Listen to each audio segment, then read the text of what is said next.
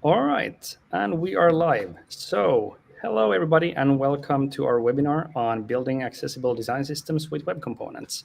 My name is Rolf Smeds. I'm the product owner of the Vadin design system, and I'm joining here from Turku, Finland, where we actually have a blizzard going on right now. So I'm probably going to have to dig my way home from the office when we're done. At Vadin, we are currently in the middle of a pretty big accessibility improvement project for our design system. And as a part of that work, we have been glancing quite a lot on how other design systems based on web components have implemented their components and how they have been solving various accessibility challenges. And so we just got this idea that it would be fun to just get some people together from representing different design systems and component libraries to talk about those things and, in a way that we can just share with everybody. So that is why we are here. And we managed to get a pretty awesome crew together. So let me just introduce people in no particular order. We have my colleague, Serhii Kulikov from Vadin. We have Ari Gilmore from IBM. We have Ilhan Myunmyun, Elena Stoyanova, and Stanislava Baltova from SAP. We have Thomas Almar from ING, and Westbrook Johnson from Adobe Spectrum. So I figured we would start with first everybody introducing briefly their design systems or component libraries, either by sharing a presentation or just saying a few words. So I figure we could, for example, start with maybe with SAP. So Stanislava, please go ahead. Okay, thanks, Rolf. I hope you can see my screen now. I'll start presenting. We prepared a short presentation for this webinar today. We would like to talk first about our design language, because at SAP we do have a design language and it is overarching above all the UI technologies that we have. It is called SAP Fiori. And in our web components offering, UI5 web components, we follow this design language. And talking about the goal of this design language, I would start with SAP Fiori aspiration. We would like to help every person to get their work smooth, faster, more intuitively, and with better outcome, you can guess. And the main pillars of SAP UX in general are aesthetics, to provide something delightful for our users, to be performant, to be usable. Of course, I already touched this topic. And last but not least, to be accessible. So inclusiveness and accessibility at its core, it's one of our main design principles while we are designing software and we are providing technical foundation and solutions. All of these should be based on user insights, you can guess. And talking about accessibility, it's quite an important topic for us because we are a technology company, which is enterprise, providing enterprise software. So it's really essential. And here I just want to give you a glimpse on the DNA for SAP, the design DNA for SAP. And you can see different elements like the typography, iconography, different colors, even a sound theme, which is quite essential for design. We are hardly working on that to provide it in our web component offering as well. And of course, it's illustrations. Moving on to the technology part, what's the offering of SAP with respect to web components? Here I should say that those are the three pillars of our web components. They're easy to consume, they are lightweight, you can guess it out of the web components standards in general per se. And of course, we are very much focused on our offering to be enterprise ready. And here, as I said, we follow the Fiori design language, first of all, and then we follow a number of product standards. In that number is the accessibility. And talking about accessibility in UI5 web components, here we have, again, the three main things that we need to mention. It's the keyboard handling, which we need to support. It's the contrast ratio. We have two main high contrast black and high contrast white themes. And of course, it's the screen reader.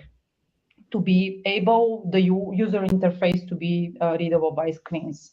And with that, I would stop with my presentation. I just want to give you a short glimpse into how one UI5 web components application look like.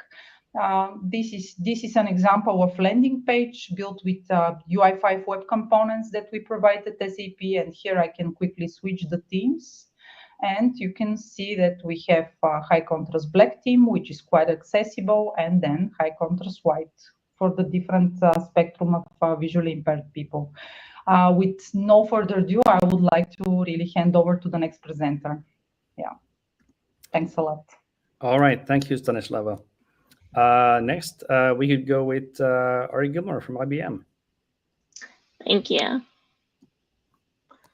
So, hi, I'm Ari. I'm a front-end developer at IBM. I joined around a year and a half ago, where my team, Carbon for IBM.com, are the main contributors to delivering web components in the Carbon design system. So, first off, what is the Carbon design system? Carbon is IBM's open source design system for all products and digital experiences. It was created for users to feel part of a holistic branded experience when visiting all of IBM's different offerings. Carbon is built with reusable components, patterns, guidance, and code that allows for adopters to spend more time customizing their products by being able to build fast digital experiences. And why did we choose web components? Well, there are many reasons we chose web components. Many stem from the fact that web components are native to the browser. You can start building with web components almost immediately without having to install all the different setups like you would if you're using React or Angular. This means a lot less overhead too. Also, because of the encapsulation of web components, you can use it with other frameworks and it won't interfere with other design systems on that page. Also, IBM has over 24 million pages without a single owner. So many teams within IBM build applications with different front-end and back-end frameworks so that there's not one consistent type of Carbon user. Web components is an ideal situation for something like this because able to integrate with any existing front-end or back-end application stacks. This allows us to write code once and be able to use it everywhere. The alternative would be managing multiple front-end frameworks by having to render once in React, then once in Angular, and so on. This would become a total nightmare. And how does accessibility fit in with Carbon? Well, being accessible is a core part of Carbon when developing and designing. The accessibility team at IBM has created an equal access toolkit, which includes tools and guidance to create an inclusive experience. And part of these tools are automated checkers, which allow us to continuously make sure our components are to standard. And if not, then the checker will explain what needs to be updated. Thank you. Thank you, Ari. And next we could go with Thomas.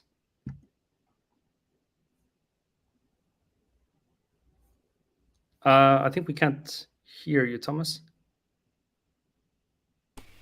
Hello there, I'm Thomas.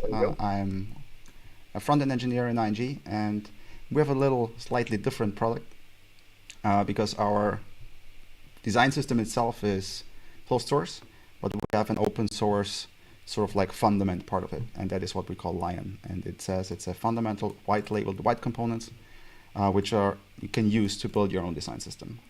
And what we mean with white label in this case, that these components, they are, I would say, somewhat ugly.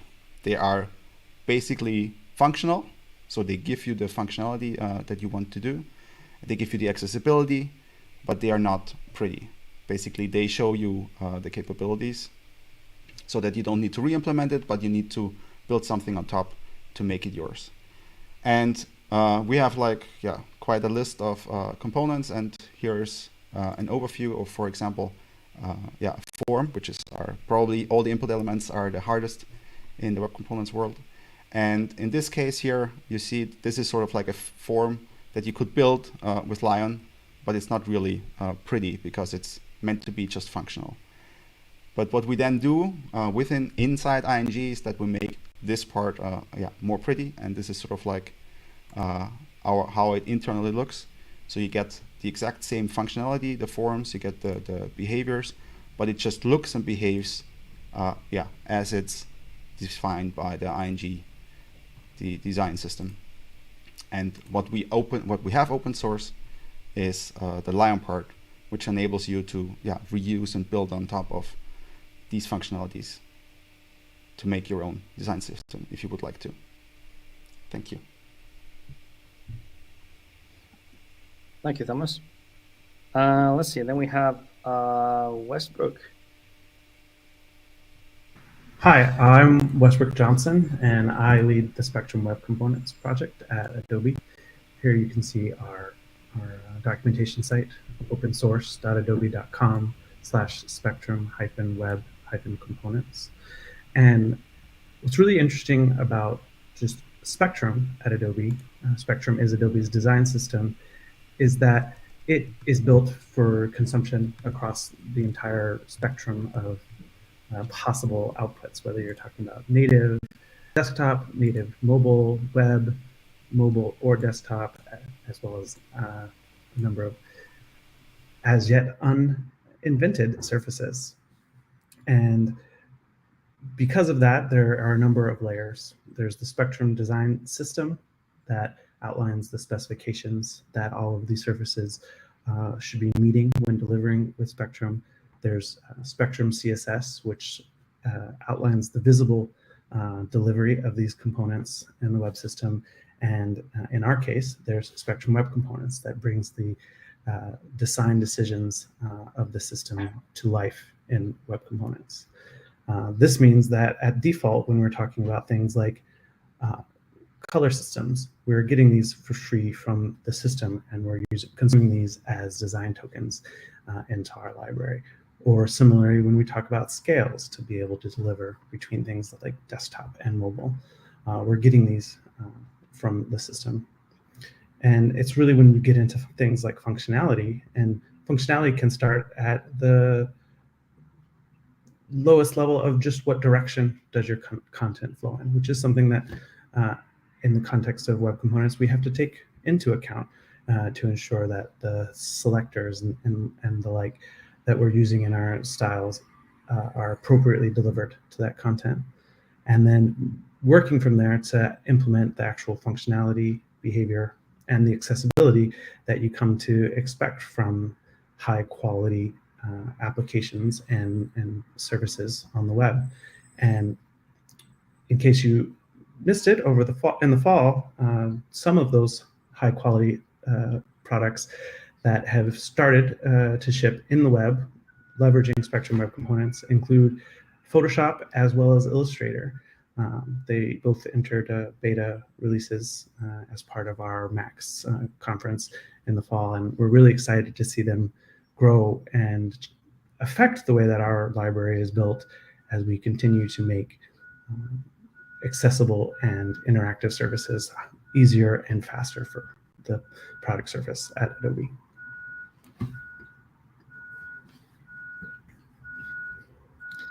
All right. Thank you, Westbrook. So I will present the Vadin design system last. So since not everybody watching might really know what Vadin even is, since it's probably the least well-known name of all the companies represented here today, I could start with saying a few words about that. So Vadin is essentially a web app development platform for Java. And the company was founded in 2001. We have a bit over 100 employees at the moment, and somewhere around 200,000 active users of our open source web application frameworks and components. The Vadin platform is a bit peculiar in that it actually has two different frameworks. First of all, we have the Fusion framework that's going to be renamed Hilla very soon. It has, when you're building an app with Fusion, you are building your backend with Java, and you're writing your UI code in TypeScript. And then we have the Flow framework, in which also your UI code is written in Java. And the Vaadin design system is a set of components and themes that are shared across both of those frameworks. So what this means for the components is that each component has a web component at its core, but also a Java API wrapper for use in the Flow framework, where everything is basically done with Java code. The Vadin design system consists of 40-something UI components. They have been built as web components since 2016. Before that, there was in Vadin 8 and older versions of the platform, the components were built with Google Web Toolkit, but we switched over to web components in 2016. And currently, they're based on Polymer, but we are in the process of, or we have just started the work of converting those from Polymer to Lit. And we recently renewed our documentation website, and so that we can have the documentation for the frameworks and the design system with the components and the Figma libraries and all that in the same documentation system. Of course, one of the interesting features with this is that we were unable to use an existing system because of the Java requirement, which pretty much none of the existing tools support out of the box. So we built our own. So we have both TypeScript and Java code snippets and live component samples rendered from both of those in the documentation. In terms of accessibility, we started thinking more seriously about accessibility with the introduction of the European Accessibility Directive 2102, and also because of Section 508 in the US and the upcoming European Accessibility Act, which even if nothing else would compel you to make sure that your applications and websites are accessible, then at the very least that this legislation in the US and in the EU and elsewhere pretty much forces you to do that, especially if you're doing anything affiliated with the public sector. So when our web component-based components were originally built, we thought that we were pretty good in terms of accessibility. We knew that we had some issues, though, and users were starting to report more and more of them. So we decided to actually find out properly what the situation is. So we enlisted the help of Tetralogical, which is a UK-based accessibility consultancy. And they did an accessibility audit of all of our components and actually found quite a lot of issues. So it turns out that we were not as good as we thought we were. And so we started fixing these issues in last summer. And we shipped the first batch of fixes in Vadin 22 in December. And we have just completed, or Tetralogical has just completed a second accessibility audit on the components that we have been working on since then. And we're going to release the next set of fixes in Vadin 23 in March. And after that, we're going to continue with more and more accessibility fixes until we have everything fixed that we are able to fix. So that is basically it. So now we all know what the others are actually working with. And so it's time to go into the discussions. and I'm just going to pull up my notes here. Right.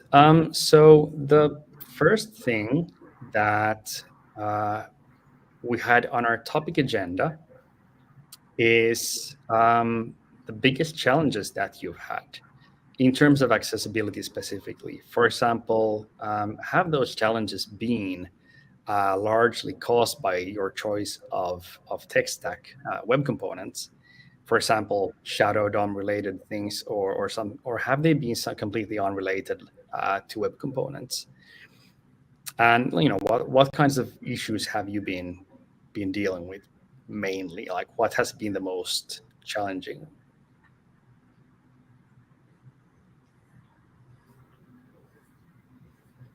I can start. Yeah. So some of the biggest challenges when we first started creating our web components package was just simply like the lack of information and resources as we were trying to all get ramped up on how to use web components and adding accessibility within that.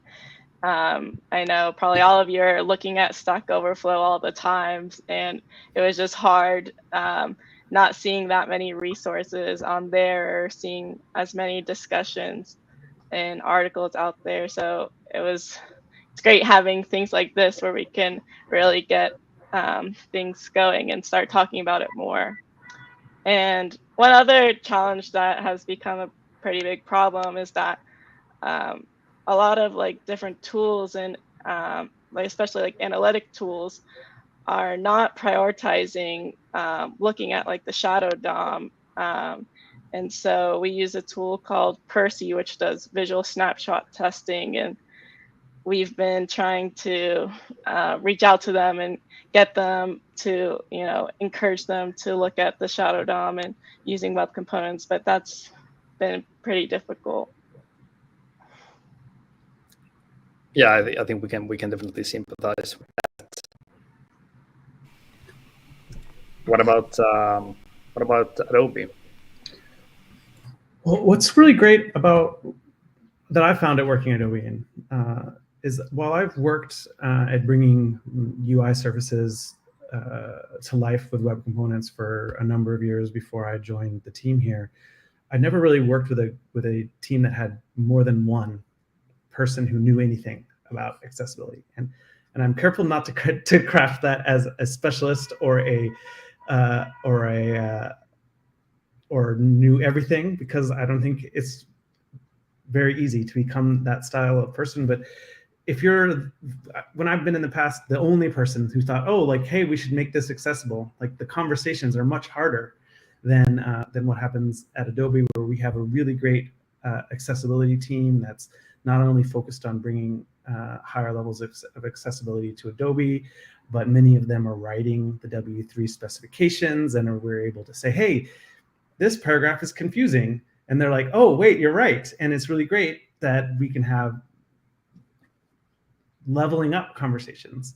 And that difficulty of not having partners, I think a little bit similar to what Ari is saying, like at the community level, it's hard. But like when you sit down in front of code and you're like, I think this says to put a label, which sometimes is right, but is sometimes wrong. And how do you define the the minutia of that middle ground? Well, luckily at Adobe, we get to go and we say, hey, you wrote this. What is this middle ground? Which is super helpful on just like the knowledge base. Because I find like while the community of front-end development often says, oh, Shadow DOM or web components are hard for accessibility, I think that completely ignores the baseline of just accessibility is hard. And like knowing enough to do it right at all is often the biggest boundary. And then once you get into the minutia of, yeah, there are things that you can and can't do with Shadow DOM, and there are ways that you can and can't read IDs when you're working in that. Like those problems are much smaller when you have like the solid baseline that we build off of. And so I really appreciate that Adobe is so highly invested in making accessibility not only a target, but a requirement for all of the things that we build. Yeah. Uh, I, I guess we could say that, for example, at Vaadin, we had people who were interested and knew reasonably much about accessibility, but it turned out when we really started looking properly into things that we didn't really know as much as we thought we did. And it's very easy when you know just enough to start like solving things in the wrong way. For example, just slapping ARIA labels or ARIA attributes all over the place and assuming that that will take care of the problem, whereas that should maybe that should maybe more be your last resort instead of the first one. So, and it's kind of the accessibility is the kind of thing where knowing a little bit can actually be worse than not knowing at all, because you can so easily get into the wrong path. What about SAP? For SAP, we had a different use case. We had all the accessibility specifications already done. They were for our other product, the UI5 framework, but we had to adapt them in the web components way. So we had to adapt all the design patterns and area-based practices to fit the custom elements plus shadow DOM scenario, which was not that easy at first. Maybe for the basic components, it was not that difficult. We just needed to place the area attributes in the shadow DOM. But for complex and nested components, it was not that easy.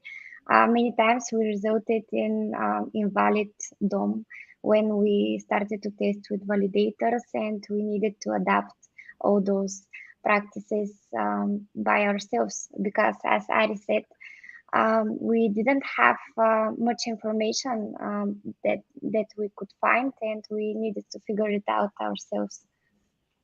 But it was challenging.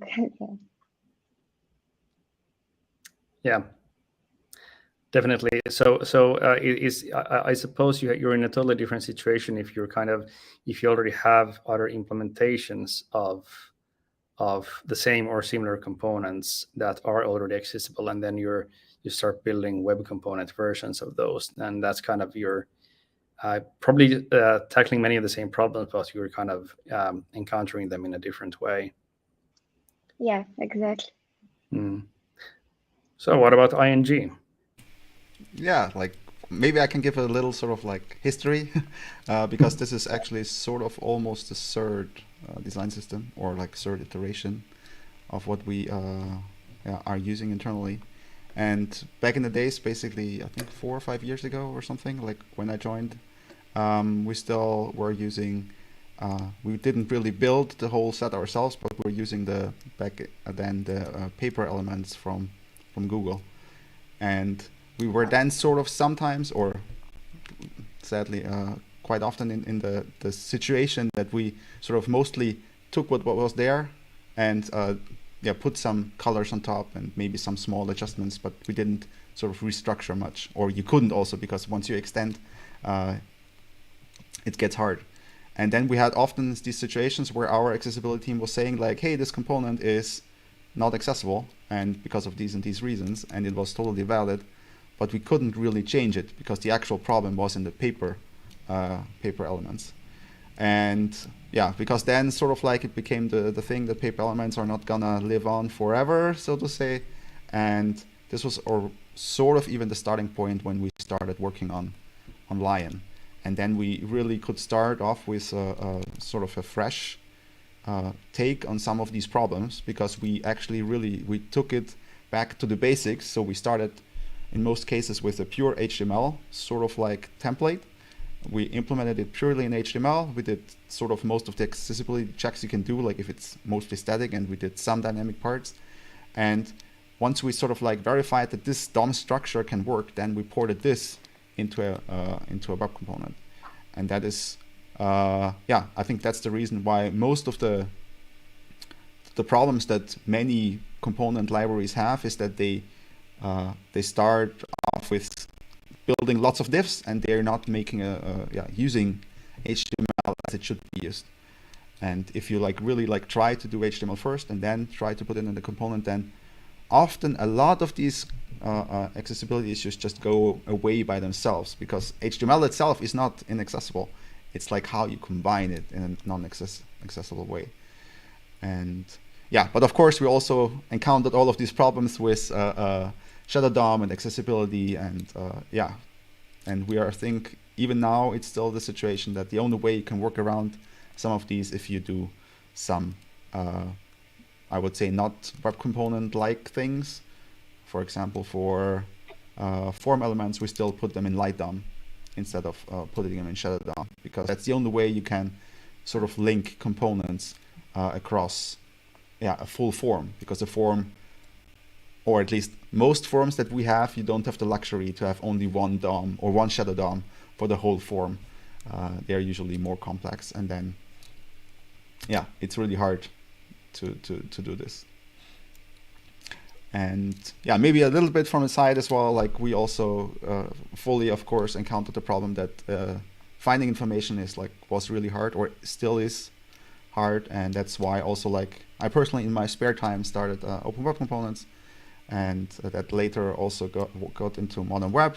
And I think with this it's now also quite used in ING as well, because there's, for example, some tools where you can run AX accessibility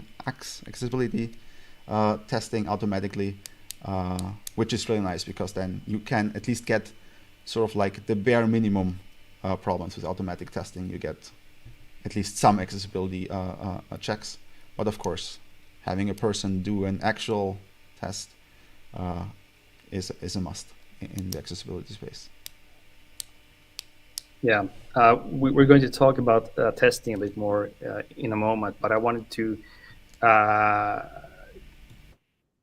continue on what you mentioned there, input fields, which is maybe one of the things that we have one of our biggest challenges, and one where we definitely took inspiration from Lion components, actually, in that we're now moving, or we have now moved the native input fields, the labels and the error messages and so on from the Shadow DOM, and instead having them slotted like DOM children to the web components. Serhi, would you like to say a few words about that and related? Sure. Yeah.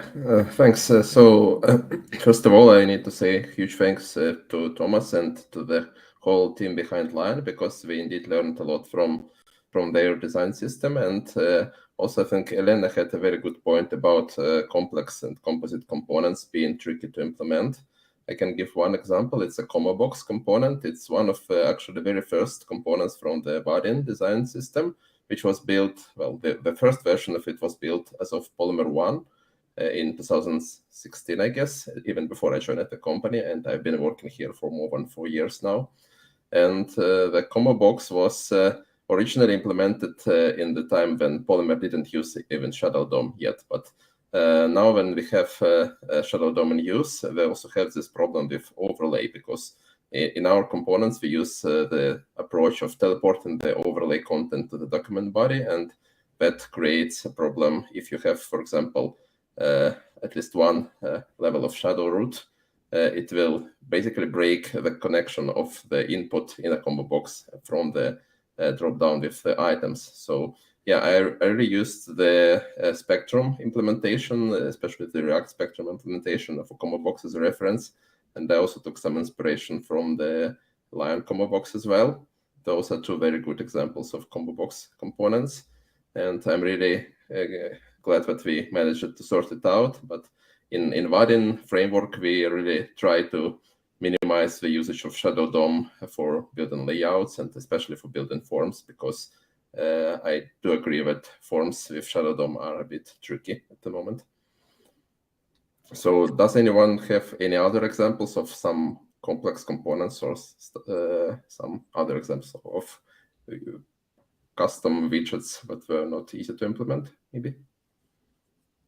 I just have to add that we were also stuck a lot on our combo box. And I wish we all could have talked about it when we were facing those issues.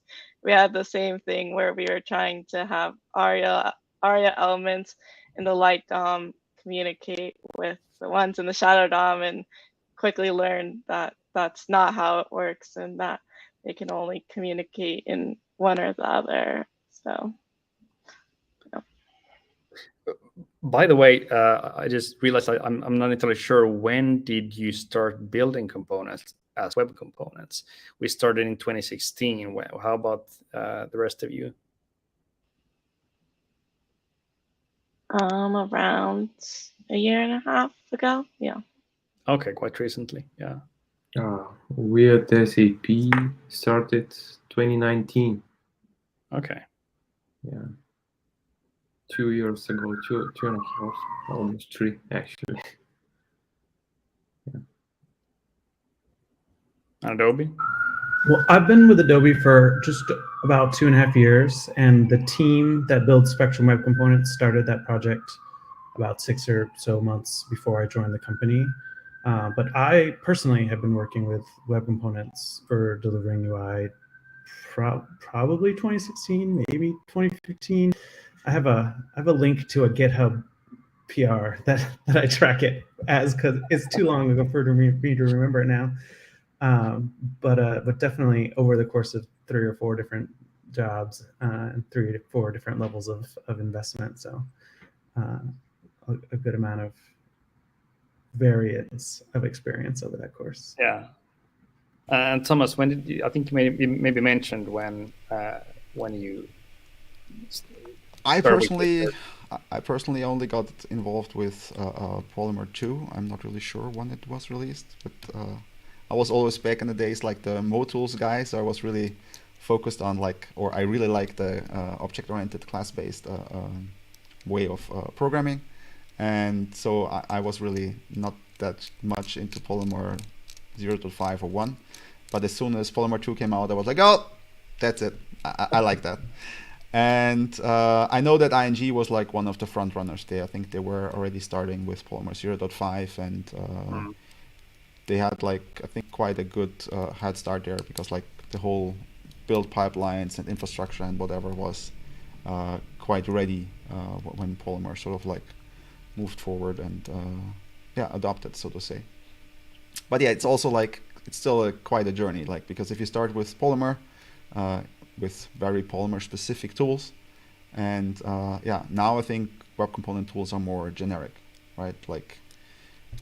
In Polymer, the only thing you could use to build a Polymer application was to use the Polymer build, and now you can use Rollup, you can use Webpack, you can use whatever ESBuild, whatever tool that does the job to to build JavaScript or to optimize code. Yeah. So it's I think an exciting improvement in this space. Returning briefly to input fields, so Lion, for example, has, I think from the very beginning, had a very slotted non-shadow DOM approach to, for example, the input field, elements of an input field, and Vadin has now migrated to the same or a very similar model. But I know some of you actually don't have your input fields constructed like that. So I know some of I don't remember exactly which, but I know some of you have for example, your native input elements inside of the shadow root. So how is that working for you? We have this case in SAP. For the UI5 web components, we needed to provide, for example, additional APIs in order to achieve the same accessibility support. For example, for labeling, since the label is in a different DOM from the inner input field. So we had to provide the possibilities for developers to give labels to the inputs. And to attach them somehow, and we internally map them to ARIA label. And for the combo box, we can't use a reactive descendant. So in this case, we don't have this default speech announcement from the screen readers that tells the user that the list item has the selected list item has changed. So we had to announce it by ourselves, and we use area live regions for this. And we change the content of this live region when the user interacts with the combo box, for example. And this is currently how we work around those limitations from the Shadow DOM. Right. A very different approach. What about Carbon? So I would say that, like as you were saying and Thomas was saying, it's more of that approach of, and we're not really using APIs in that way. Yeah. And Adobe. So for Spectrum Web Components, we definitely keep our inputs inside of the shadow root, and that's predominantly due to the fact that we aren't currently attempting to support form-based delivery of our inputs. The majority of our inputs are used in application services that are needing real-time or interaction with your updates and aren't processing things to a server. And so the priority for us to support wrapping a bunch of inputs in a form element and relying on that native action is not super high. Luckily, through our laziness, the form-associated custom elements APIs are seeing a higher level of adoption at the browser level. Chrome has had their implementation shipped for a long time. Firefox just turned it on by default in their nightly. And the Safari team is also investing in getting those APIs turned on. So we're going to hopefully get most of our form association for free here in a short period of time. However, form association isn't directly related to the accessibility story of connecting. No, it's about to ask, yeah, there's form association and for things like autocomplete in browsers for filling in the form automatically and so on, but which are also affected by Shadow DOM. But I'm curious to hear how, in terms of actual screen reader support, how that has worked for you. Yeah, so for the actual accessible association of a form element, in this case an input to a label, we went through a couple of different options. One thing that I still am really interested in spending some more time investigating is the idea of simply putting the label into the input element. Like the idea that you need to have two elements is kind of contrary to the pattern you're shipping there. It benefits the idea that a label could then be shipped in relation to a number of things. And so on that side of it, reusability is nice. But in reality, you shouldn't technically be shipping an input without a label. And so the fact that you require a user to, a consuming developer to have two elements is something that I always go back and forth on whether that's a good idea for us to be mimicking out of the browser. The browser does it because there's no shadow root. With a shadow root, we could benefit from just simply encapsulating both of those within the element. However, that's not the pattern that we currently ship in Spectrum Web Components. What we're using is a synthetic association between our Spectrum field label elements and the input controls that they're connected to. This is actually really close, not by plan, but by luck, to the accessible delegation API that browsers have all agreed on, and we're getting close to having a specification written up for in the next couple of months. The team at Salesforce is really interested in pushing that forward, and so I think we're finally getting close to seeing a real future about that. But essentially what that means is that we take the same for attribute that you might use in a native label element and use that to resolve in the same shadow root an input, and then associate manually with the ARIA attributes, that label to the input. In some cases, that means using a custom API to pass the data into the input element. But it luckily looks really similar to that API, like I said, and so I'm hoping that we'll get some progress at the browser level and have another couple of lines of JavaScript we can cut out of our library here soon. Yeah. All right.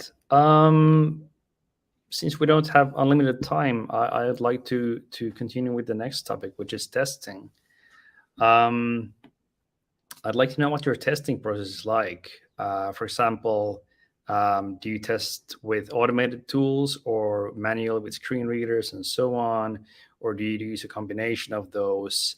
And how do you, for example, reconcile differences between what the accessibility standards like WCAG and ARIA specify that you should do things versus the way that screen readers and browsers and testing tools actually behave?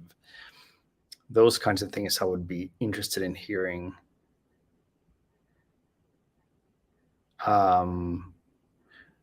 Would, for example, Thomas like to start with that? Yeah, sure. I mean, what we like, I think the basics, to cover the basics, what we do, we just render the component in a page, and then we run the Xcore accessibility automatic testing, and we use this with Web Test Runner, and because Web Test Runner actually runs directly in the browser, it's a sort of, I think, the closest you can get to simulate a real environment that the user would encounter. And then Xcore is, I think, quite good for its accessibility capabilities. So we make sure that whatever it catches, we clean up. And this is sort of like the baseline of accessibility. So that's something we do for every component. And on top of that, we have a full accessibility team. And also in the design system team, we usually have one accessibility specialist that tests these, I would say, on demand, so to say, when we finish, or when we sort of like do either a bigger change, or when we plan a bigger change, like then either the person is directly involved, or at least at the end there will be done a manual check. And a manual check means in this case really a person opening up the component or full flow and testing it in the multiple combinations that you can use, like use screen reader A and browser A, and then mixing it and matching it until I think we have 6 or 7 combinations that we sort of support. That's our approach to accessibility, automatic testing and manual testing. Yeah. What about IBM? Yeah, so previously when we were just creating our web components package and it wasn't too stabilized, we had a designated blind QA accessibility checker who was manually going through all of our components on our different browsers. We have like different tier 1 and tier 2 browsers support, and he would use JAWS and VoiceOver mostly. And as we started to stabilize more, we're starting to add more automated testing. So recently we've added, from the IBM Equal Access Toolkit, we added a Karma accessibility checker, which allows for integrated testing with a continuous integration pipeline. And we also have plans to add Xcore, like Thomas, and still doing manual testing too, along with this. It's hard to transition to fully automated testing. Definitely seems like manual testing is extremely important. Yeah, that's definitely what we found as well. In that, I mean, for example, if you have an element in a component that is completely inaccessible, that is in no way marked up to be, for example, interactive, then it's very difficult for an automated tool to even know that it's supposed to be interactive. So without manually testing it, to make sure that it's keyboard accessible and focusable with assistive technologies and announced properly and so on, there's pretty much no way of knowing. And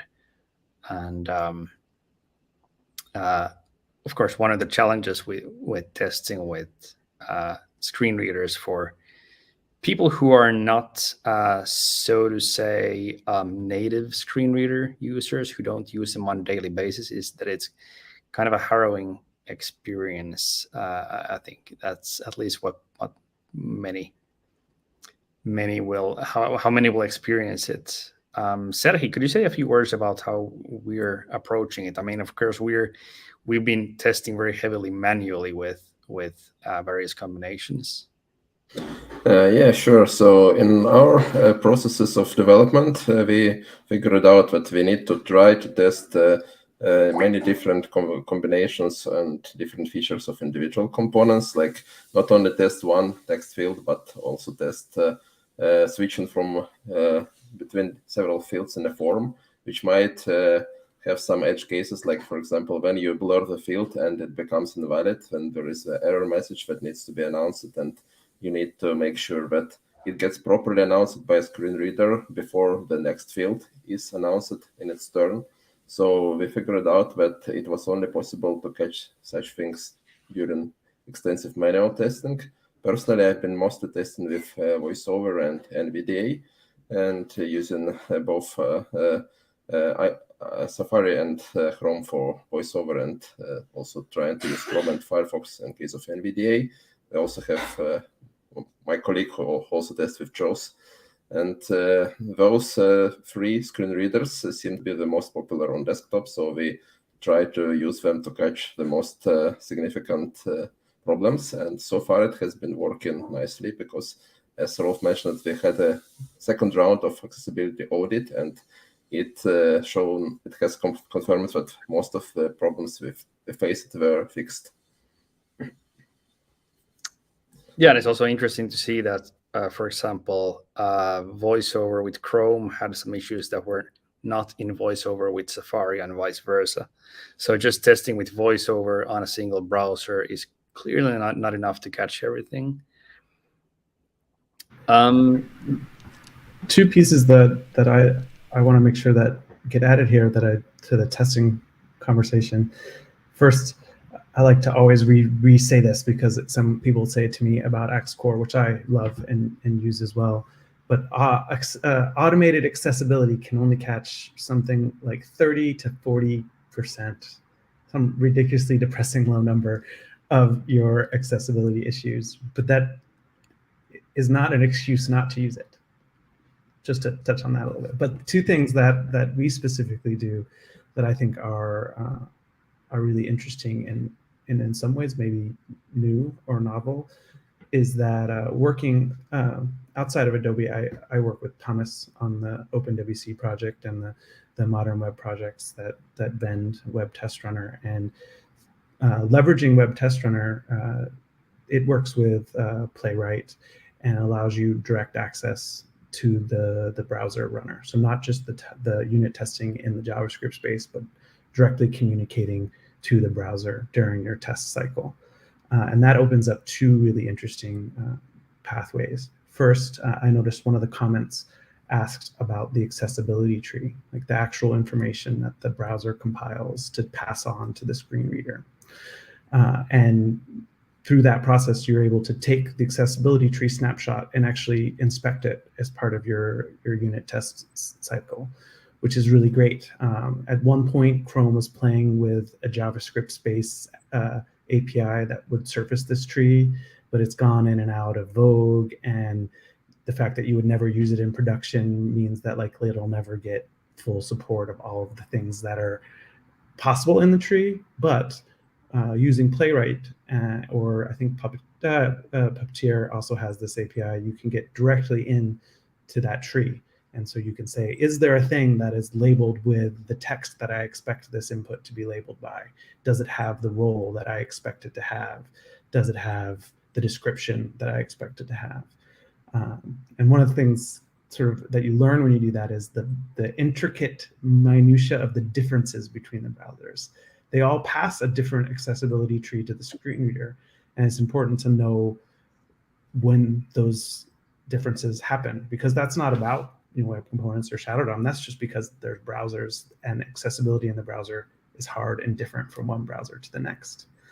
The other thing that access to the browser affords us is the ability to actually send native key interactions to the browser. And so instead of saying focus and blur, does it do what I expect it to do, you can actually put tabbable instances before and after your unit test, and then use tab key as if you were a real keyboard user in your unit test to ensure that you're getting the tab order that you expect, to ensure that you're getting the keyboard combination actions that you expect. And while that's not going to give you access to a screen reader, though maybe there's a future where that could, keyboard accessibility is a large part of shipping accessibility too. And it's easy to get hyper-focused on one area or another, but it's cool that you can test those things at the unit, or I guess people would call that integration level. Yeah, and maybe to add here, like, it's just ridiculous how complicated it is if you need to fake this.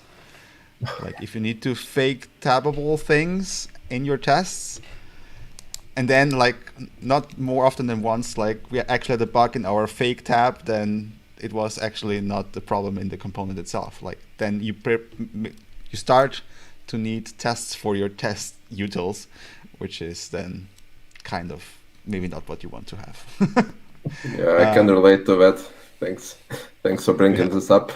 This reminds me of the Vaadin grid, which is by far the most complex web component I've been working with, and it had a very extensive test suite for keyboard navigation in grid cells. And actually, we used to have the monkey patching logic for dispatching fake focus events, because previously with old test runner, with a component tester, the focus was not so easy there wasn't this possibility to send real key events, and we had to have very weird workarounds. So I'm really glad that we now have a proper test runner for handling it.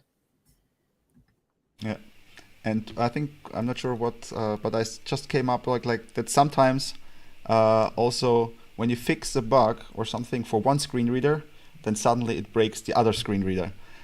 That is also like, sometimes you're like, yeah, I fixed it, and then you're like, oh no. And yeah, but this has nothing to do with web components. That's just like, yeah, different browsers, different accessibility trees, different accessibility tools.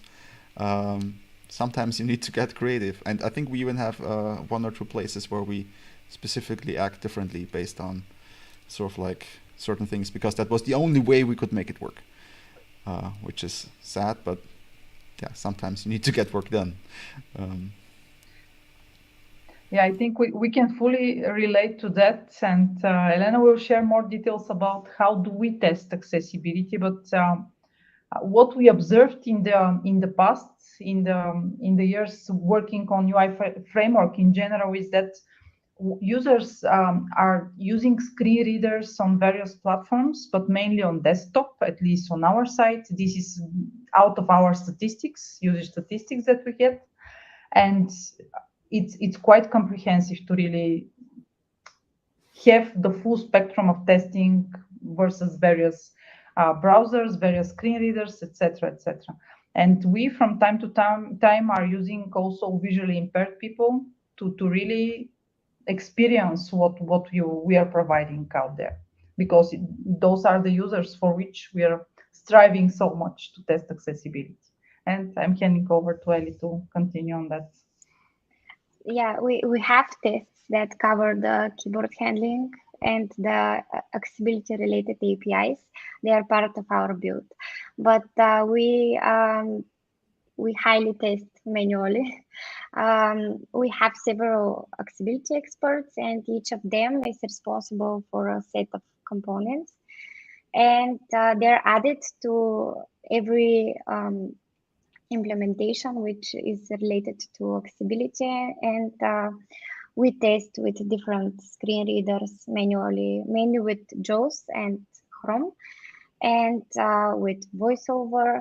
And one more thing that Stani mentioned is that our users also report issues for several different screen readers, also for X, the automated tool, and this is very helpful because we can see the big picture, how the users actually use, and we evaluate each accessibility concern in order to check if the issue is in the implementation of the components, or it is some deviation from the certain browser plus screen reader combination, because in the real world there are many deviations. And this is basically how we test. During the initial implementation, we had full manual testing cycles and automated. We also used automated tests, and we recorded the speech output at this point, also the implementation status, and in this way we track if something has changed. We could check in which point of time it was working as expected. So this helps us a lot to keep track of all of this information regarding accessibility of our components. Maybe I can also elaborate a bit on that with an example. Let me just try to share. Okay.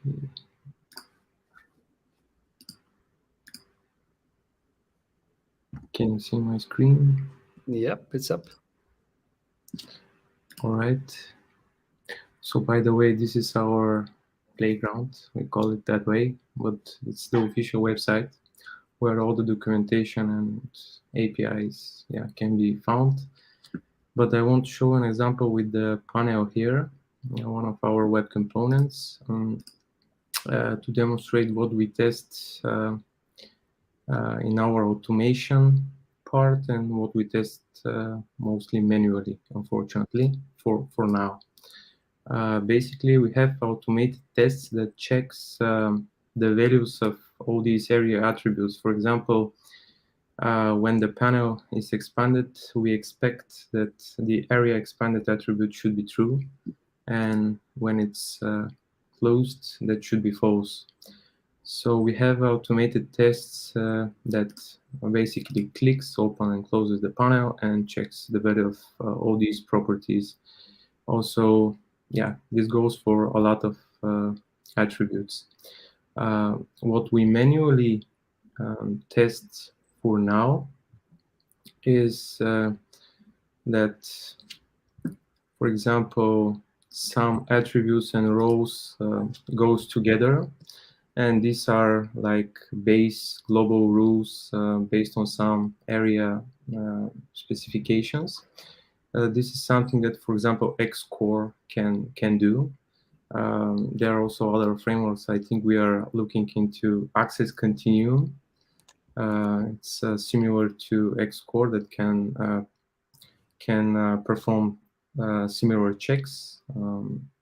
So this is something that we manually do before major releases, and we are trying to fix most of the issues. So at least the more important ones. But this is in our backlog to automate this because we know that maybe half of the issues can be really found at development time. Basically that's it.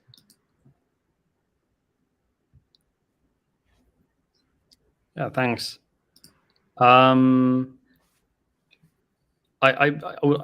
interested in if you encounter situations where the spec like WCAG or YARIA says that you should do something a certain way, but one or two screen readers simply don't respect that at all.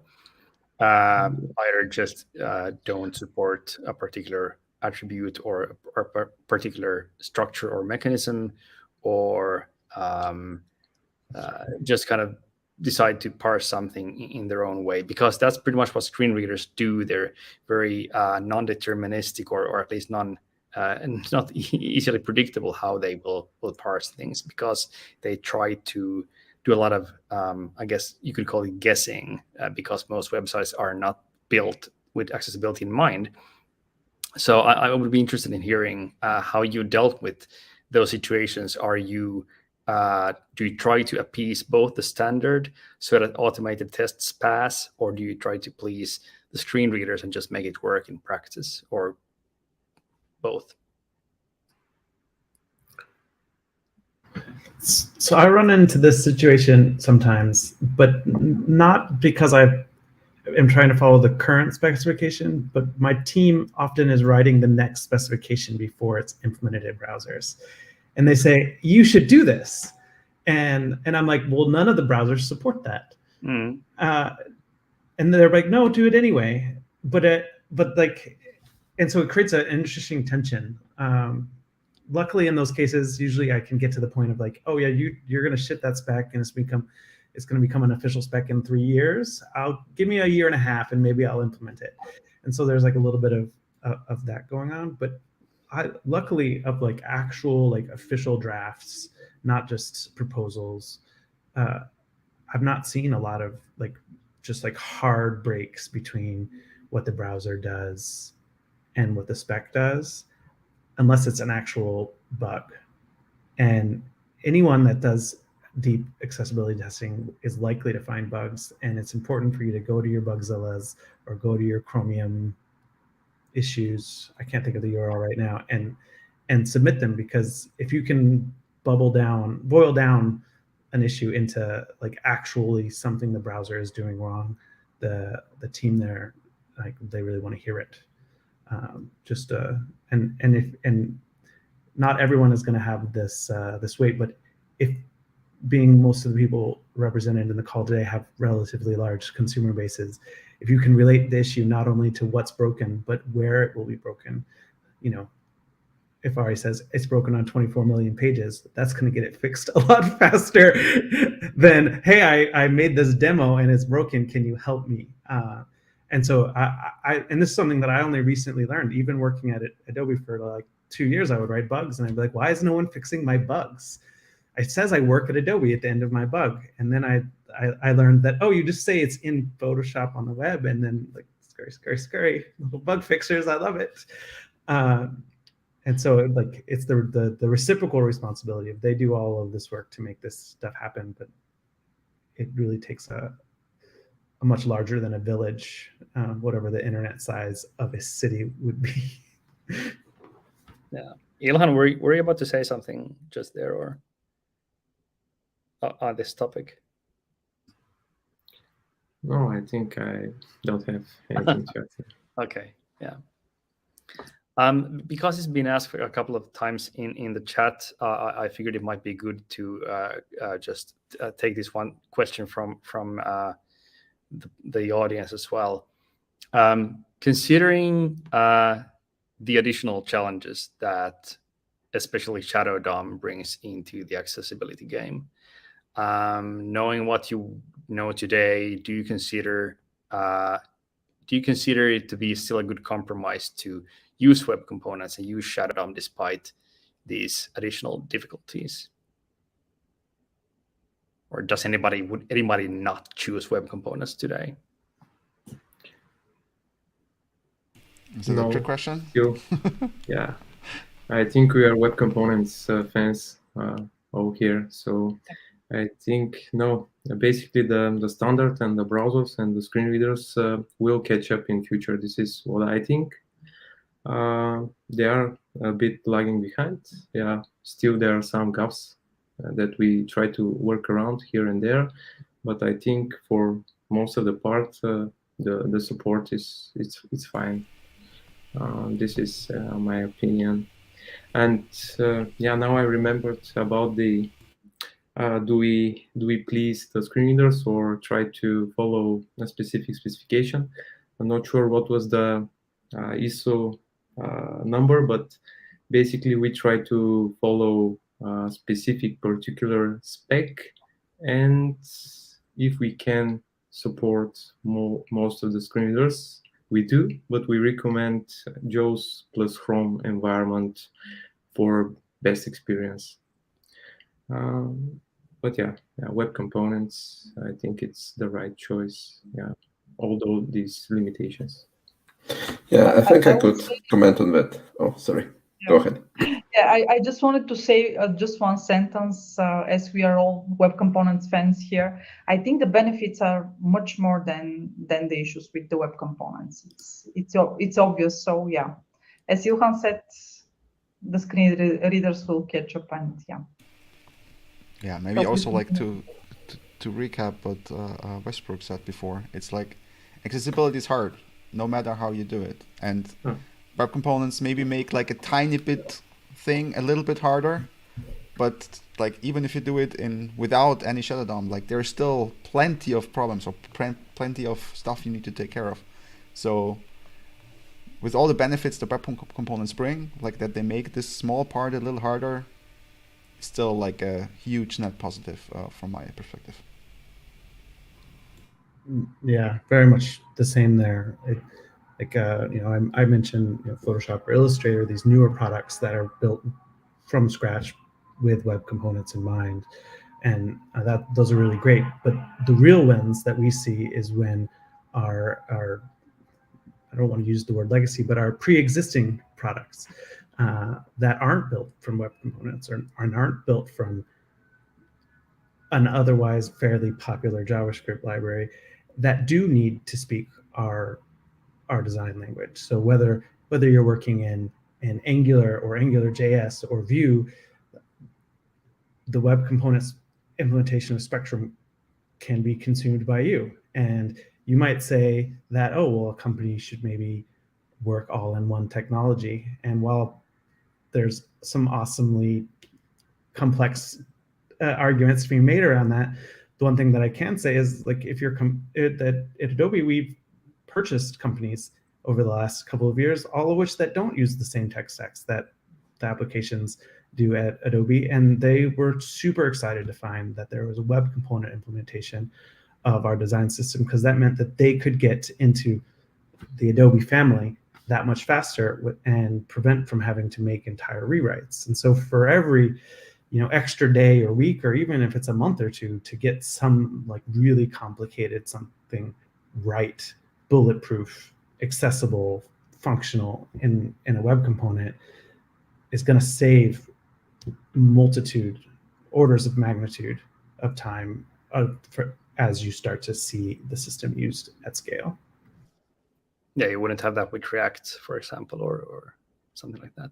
Sergio, do you still want to say something on this topic before we continue? Yeah, I just wanted to mention a good example of this reusability that web components bring to us is the fact that, for example, in Spectrum from Adobe, as far as I know, there is another implementation with React. There is React Aria that other team is working on. And I've heard some rumors that folks from, let's say, Vue framework ecosystem are a little bit jealous because they cannot access that React implementation. But if we use web components and implement it once, then we can use it everywhere. And I guess that's the ultimate baseline, because for all of us to choose web components for our technology stack. That's what I wanted to share. I can maybe add sort of like something from our side here as well. Like with web components, it really enables you to combine different technology stacks, and that's not only like different frameworks you want to combine, but also like different iterations of your own sort of framework or your own system. Like we have now applications like still in Angular. We have applications that still are fully written in Polymer, and we have applications that use sort of like the new way with Lion and ING Web. And even in ING Web, we have like two major versions. And we have some applications that are still like has Polymer as the main applications, but they can still consume ING Web Components. So you can combine and it doesn't break. And like try imagining you have a React application and you want to like port only the contact page to view. Like it's just not possible. With Web Components you can essentially do this, which is I think is just a superpower on its own. Yep. Yeah, just to add, like the Carbon design system at IBM, like there would just be no way that we would be able to like handle all the different application teams building on our site, and using web components has just made that so much easier, and it's definitely like the right decision for us. All right. Well, that's very encouraging to hear from everybody. So I want to now continue on to the next topic that we call Beyond the Design System. Having an accessible design system ensures that you can build an accessible application with it, of course, but it doesn't ensure that the application will be accessible. There are infinite ways of still building a completely inaccessible application, even if all your building blocks are perfectly accessible. So what I'd like to talk about for a few minutes is how can we help the consumers of our design system, the designers and the developers building stuff with it, to do accessibility right when using our design system. At Vadin, we haven't really gotten to that point yet. We have it in our long-term plan to provide some kind of guidance in our documentation for that. But for example, Carbon, the documentation that Carbon has for how to do things in an accessible way with Carbon is really impressive. And also the per component accessibility notes in your documentation. So that's definitely an inspiration for us when we're thinking of what kind of accessibility documentation to provide. So Ari, could you just tell us a little bit about like how you approach that part of your documentation? Yeah, thanks. Yeah, I mean, we have a designated accessibility team that has incredible documentation and resources that we use clearly every day.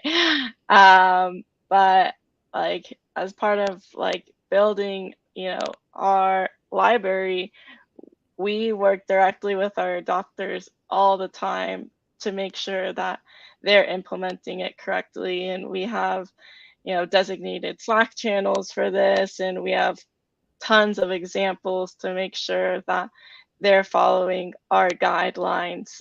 And we even like worked with like top tier adopters so that we made sure that those teams that had like the most sites of IBM, were showing the correct implementations. And yeah, it's kind of just, I think a lot of it is making sure that the documentation and the resources are out there, but again, like just being able to talk and discuss with all of them thoroughly, because they have different designs that they want to add, and they have different ways of implementing. So being able just to communicate the best practices of doing that is really important.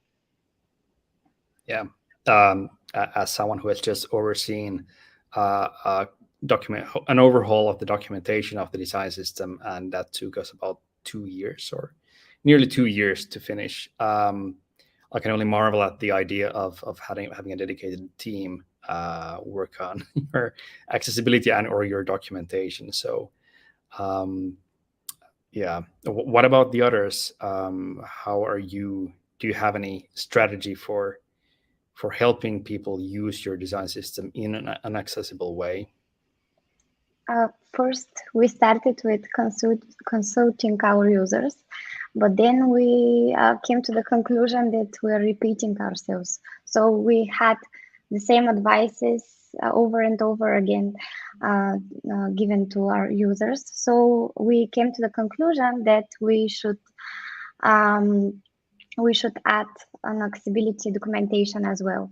So we planned it and we created it, and you could see it in our playground.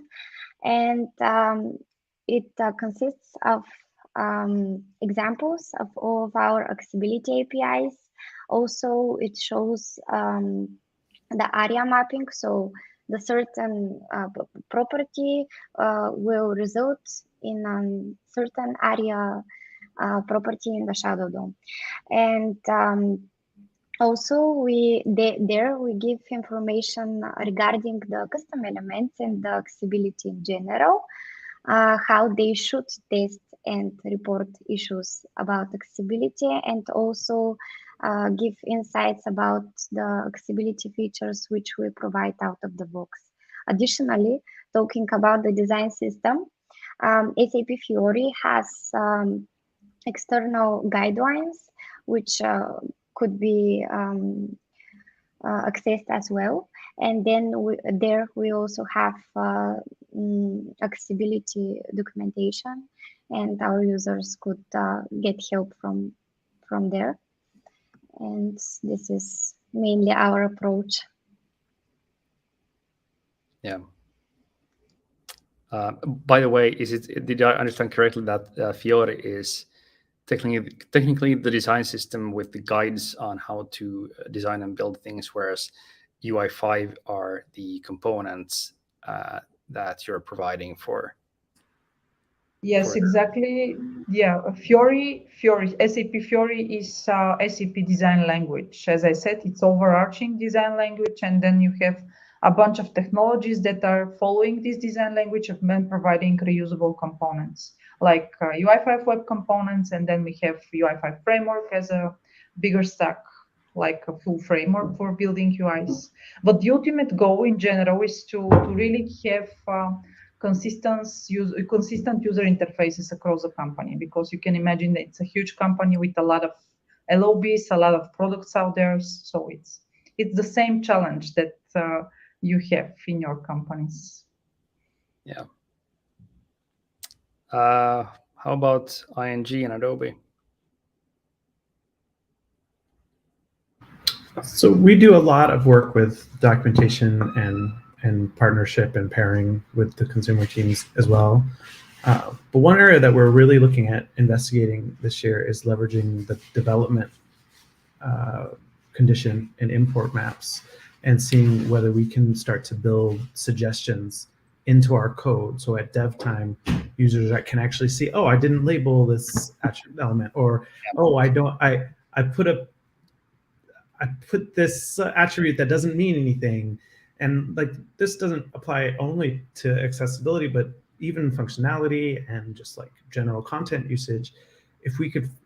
We're hoping that we can find a way to just ensure that you're doing things right, one step earlier with one step less personal interaction, because we do find that the only people who know 100% of how the components are supposed to work are the people who shipped that PR. And it's no matter of code samples or paragraphs of documentation or API tables is going to get anyone else caught up to that until they ship a fix inside of the components. And we hope that most of our users don't have to do that. So you mentioned, for example, logging a warning. If somebody forgets to set a label, for example, have you considered, or has anybody considered actually, or are you actually actively in some way trying to prevent developers from doing something essentially inaccessible, like, for example, setting a title attribute, considering that the title attribute is typically not announced by screen readers? Is anybody trying to actively prevent non-accessible usage? Or what do you think about the idea? I think that's a great idea. That specific example is something that we see a lot. Like yes. Historically, even I, as a developer, spent 5 or 6 years thinking the only way to make things accessible was to give them titles. And so I don't blame anyone who does that. And it would be awesome if that was something that we could include in that developer build of our components. And it's bizarre that the title attribute is not supported properly by assistive technologies. It's bizarre that is a problem. But even so, it is, and we're right now trying to come up with an accessible tooltip solution to provide instead of a title. But probably people are still going to use title unless we somehow prevent that or transform that attribute into our own accessible alternative automatically.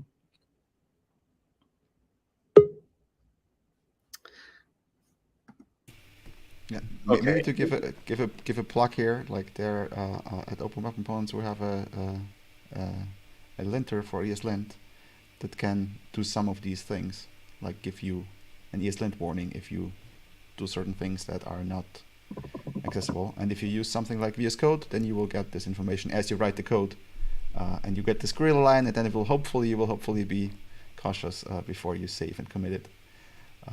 But yeah, I really like the idea of Westbrook to like make it more in your face if you ship it in your application, and because if you do it at developer time and you have, like with import map, different targets so that like these warnings don't reach the actual end user, I think it's a great idea. Yeah, it's a bit. I'm thinking of for example, in the way how physical items, the industrial design of physical items, for example, is often done in a way that prevents you from holding. Well, for example, a gun is difficult or uncomfortable to hold the wrong way, so it's pointing at you. Just to give kind of a morbid example, but it's kind of a similar thing with APIs. That if you manage to design the API in a way that makes it difficult to misuse, then you're kind of you don't need so much documentation, and you don't need to and make sure that somebody reads that documentation. Okay, Ilhan had to leave. Do you other guys still have like 5 more minutes to talk? Looks like try to wrap up a little bit. Yes. Okay. So just one final thing that unless somebody wants to say something more about documentation or that last topic about preventing incorrect usage. No, okay. Just one more thing I wanted to briefly touch on, which is the accessibility object model. Serhi, can you just briefly, in like 1 minute, succinctly explain what that is? Yeah, so actually Westbrook already did mention this when we were talking about the references and problems caused by Shadow DOM. So one part of this set of proposals is to actually provide the APIs for mapping out different elements with ID references, like area labeled by and so on, and for attribute for labeled to map to the input. But there are other things beyond that, like for example, part of accessibility object model is about exposing the native HTML element semantics more to enable custom element authors to use some built-in semantics, and it's very interesting to see how this evolves. I think the first RFCs are, as mentioned by Westbrook, are currently in progress, and we will hopefully see some new proposals quite soon. And there is a general agreement by browser vendors, but it's still far from becoming a standard, so it will take some time to evolve. But overall, it's quite promising that browser vendors are moving in this direction. Yeah, but we're still quite some time from the state at which browser vendors and the screen readers and so on actually support anything like that, because the spec isn't even done yet. But I just would like to see a show of hands. So how many of you believe that you will be utilizing the accessibility object model once it becomes, sometime in the far future, actually gets sufficient support in browsers and technologies? Everybody, okay. Okay, and with that, I think we need to wrap up since many of you need to get going, and I need to start shoveling my way home from the office through all the snow. So huge thanks to everybody who participated. I think this was an amazing discussion. Maybe we should do this again at some point. Hopefully at that point, Vadin will have had all our accessibility issues fixed finally, and we will be some way towards providing better accessibility documentation for our users as well. So, and thank you for the audience. I wish we could have taken more questions from the chat. Unfortunately, we don't have time for it this time, but maybe I know that Thomas at least was already participating while we were talking. And, we can, of course, if you have time, you can go and continue afterwards in the YouTube comments. So huge thanks for everybody for participating and watching. And lastly, because this is a Vadin webinar, I've been asked to also plug a Ask Me Anything session that we have with our CEO, Stephen Grandchamp, on January 26th. Here's a URL for where you can sign up for that Ask Me Anything. And that's going to be on the 26th. And with that, I'm saying thank you, everybody. And, well, it's 9:30 here, so good night. Bye. Thank you. Bye-bye. Thank you. Thanks, everyone. Bye.